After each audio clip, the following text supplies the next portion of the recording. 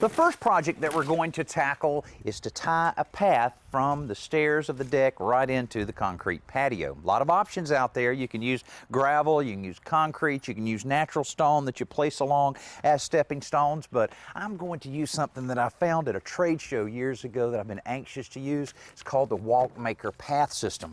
Basically, heavy-duty plastic forms like this that you place right on the ground, put concrete in it, allow it to dry, and you can move it along to create as long a path as you want. Now notice there's quite a few of these that are available in different type of brick, running bond, basket weave. The kind we're using is the country stone pattern.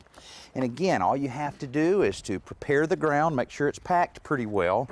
Then you just take the form, place it right on the ground, pour your concrete, pack it in place, allow it to dry, and you can move it from place to place. You only need a couple of these to create any size path that you want. We have several of them to pick up the pace a little bit, and to make it a little more interesting, we're going to add color to the concrete mix. This Quikrete tinting solution is stirred into the water that will be used to mix the concrete. So for consistency, it's important to use the same amount of water each time you mix a batch. Mixing the concrete itself is really the hardest part of the work because there's so much of it to do. One 80-pound bag of dry concrete makes enough to fill a little more than one Walkmaker form. Speaking of those, since we have a few extra, we use them to rough out the shape of the path and then find the center point. Starting there will let us pour 2 forms at once we get going. As Tim shovels the mud out, I pack it into the forms and scrape off all of the excess with a screed board.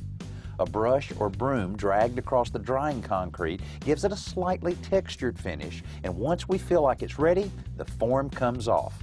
The next form is butted up to the first stone, and the process is repeated again and again until we reach the ends. We pour 2 extra forms separate from the rest so that they'll dry overnight. Then we can use the individual stones to fill the gaps at the steps and the patio where a whole form just wouldn't fit. We also adjust some of the individual stones within the path to even out the gaps we created by arching the pathway. A little new sod on either side of the path will help contain the joining mix that goes on next. Now this stuff, called PowerLock, is also from Quikrete, and it's a polymer modified sand that binds together when it gets wet, so it stays put and holds everything in place. The final step is to lightly mist all of the stones in the joining sand to lock all of that in place. And of course, with all this new sod we have, we need to water it in thoroughly anyway.